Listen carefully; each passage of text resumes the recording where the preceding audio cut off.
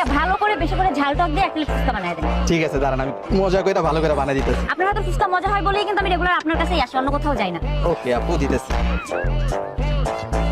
এই লো। না ভাইয়া, টকটা একটু মজা পাচ্ছি না। ফুচকাও মজা না, টকও মজা না। কি হয়েছে ভাইয়া আজকে? আচ্ছা আপু, আপনি 2 মিনিট দাঁড়ান, আসলে আমি আজকে ম্যাজিক মশলাটা আনতে ভুলে গেছি, তো নিয়ে আসি, তারপর আপনাকে মজা করে বানাই দিতেছি। ও আচ্ছা, তাহলে তাড়াতাড়ি আসুন ভাইয়া। হ্যাঁ ওকে আপু, আপনি 2 মিনিট দাঁড়ান। ঠিক আছে।